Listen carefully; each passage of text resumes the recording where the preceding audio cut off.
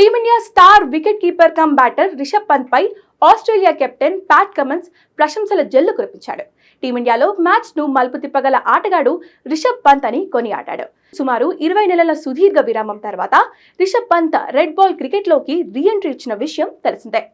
బంగ్లాదేశ్ తో చెన్నై వేదిక జరిగిన తొలి టెస్ట్ తో సుదీర్ఘ ఫార్మాట్ లోకి పునరాగమనం చేసిన పంత్ సెంచరీతో సత్తా చాటాడు.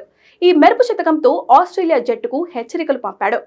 ఈ ఏడాది నవంబర్లో టీమిండియా బార్డర్ గవాస్కర్ ట్రోఫీ 2024 కోసం ఆస్ట్రేలియా పర్యటనకు వెళ్లనుంది. అక్కడ 5 టెస్ట్ మ్యాచ్ల సిరీస్ ఆడనుంది. ఇప్పటికే ఈ సిరీస్ గురించి ఇరు జట్ల మాజీ క్రికెటర్లు తమ మాటలతో హైప్ క్రియేట్ చేస్తున్నారు. తాజాగా రిషబ్ పంత్ బ్యాటింగ్ గురించి మాట్లాడిన ఆస్ట్రేలియా కెప్టెన్ ప్యాట్ కమిన్స్ ఈసారి అతన్ని నిశ్శబ్దంగా ఉంచే ప్రయత్నం చేస్తామని చెప్పుకొచ్చాడు. అతడికి ఏమాత్రం అవకాశం ఇవ్వమని అన్నాడు. మ్యాచ్ ను మలుపు తిప్పగల ఆటగాళ్లు ప్రతి జట్టులో ఒకరు ఇద్దరు ఉంటారు. మా టీంలో ట్రావిస్ హెడ్, మిచెల్ మార్ష్లు అలా దూకుడుగా ఆడి మ్యాచ్ ను లాగేసుకుంటారు. రిషబ్ పంత్ కూడా అలాంటి ఆటగాడే. అతను ఆడే రివర్స్ స్లాప్ షాట్ చాలా ప్రత్యేకం. అతను ఈ మధ్య సూపర్ ఫామ్ లో ఉన్నాడు. అయితే ఈసారి మేము అతన్ని సైలెంట్ చేస్తాం.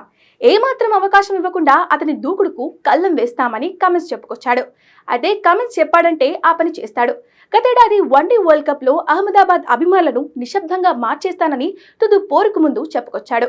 అన్నట్టుగానే టీమిండియాను ఓడించి ఛాంపియన్స్ గా నిలిచి మనలందరినీ సైలెంట్ చేశాడు. అయితే ఆస్ట్రేలియా అంటే రిషబ్ పంత్ కు పూనకాలు వస్తాయి. ఆసీస్ గడ్డ మీద అతనికి మంచి రికార్డులు ఉన్నాయి.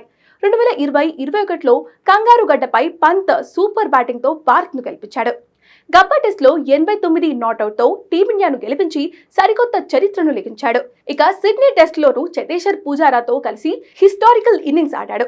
దాంతో భారత జట్టు 2-1తో సిరీస్ సొంతం చేసుకున్న సంగతి తెలిసిందే.